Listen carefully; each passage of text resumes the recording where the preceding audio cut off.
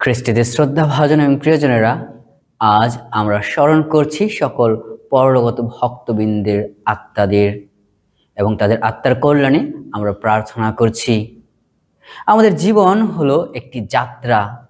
এই যাত্রাটি হলো ঈশ্বরমুখী যাত্রা, যেখানে ঈশ্বর আমাদের সবসময় সাথে থাকেন, পাশে থাকেন। আর এই যাত্রা তখনই পূর্ণতা পায় যখন আমরা ঈশ্বরের সাথে পথ চলি এবং আমাদের ভাই মানুষদের একসাথে নিয়ে ঈশ্বরের সেই পথে জীবন যাপন করি। এই যাত্রা কখনো একার নয়। এই যাত্রাটি হলো আমাদের জীবনের আধ্যাত্মিক এবং জাগতিক যাত্রা, যে যাত্রা শুরু হয় আমাদের মায়ের গর্ভ থেকে আর শেষ হয় আমরা যখন সেই স্বর্গে স্থান পাই। এর মধ্যে আমাদের জীবনে অনেক কিছু আসে। আমরা ছোট থেকে বড় হই, জ্ঞানে বুদ্ধিতে আধ্যাত্মিকতায় বেড়ে উঠি।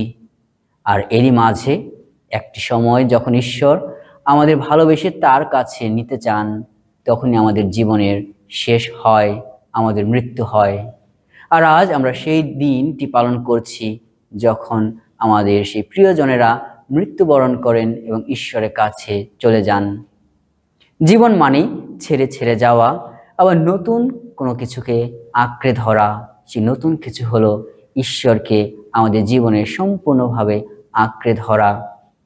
আর এই আঁকড়ে ধরার জন্যই আমরা আবার ফিরে যাই আমাদের পিতার গৃহে, যেখান থেকে এসেছি আবার সেখানে ফিরে যাই।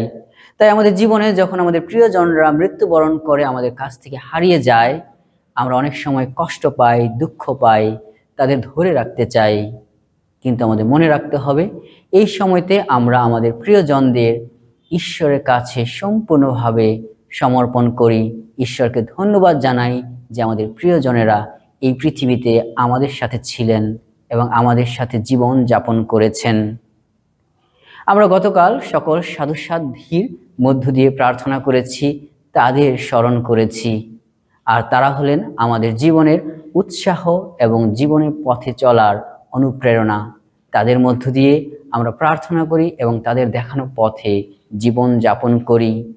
আর আজকে আমরা স্মরণ করছি আমাদের সেই পরলোকগত ভক্তবৃন্দের কথা, যাদের জন্য আমরা প্রার্থনা করি এবং আমাদের নিজেদের জন্য প্রার্থনা করি। আমাদের প্রিয়জনরা যারা এই জগতে ছিলেন, তাদের দেখানো পথে যেন আমরা চলতে পারি। আমরা কি তাদের দেখানো পথে চলতে পারছি? আমরা নিজেদের দিকে তাকাই। আজকে সেই সময়টি যে আমাদের সেই প্রিয়জনরা যারা চলে গেছেন আমাদের ছেড়ে, তাদের কাছ থেকে উৎসাহ অনুপ্রেরণা নিয়ে আমাদের নিজেদের দিকে তাকাই।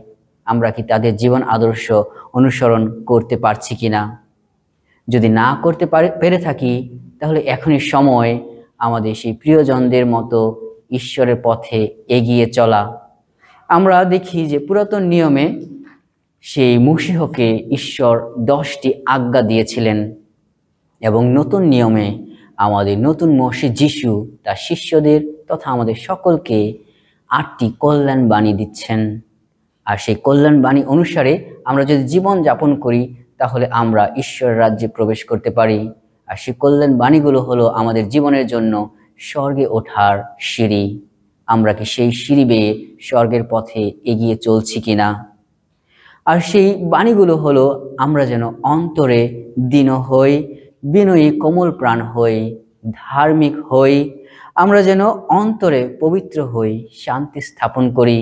আর এই জগতে যদি দুঃখ কষ্ট ভোগ করে থাকি, ঈশ্বর আমাদের সেই আশীর্বাদ দান করছেন। যীশু খ্রিস্ট নিজেই বলছেন আমরা স্বর্গরাজ্যের অধিকারী হই।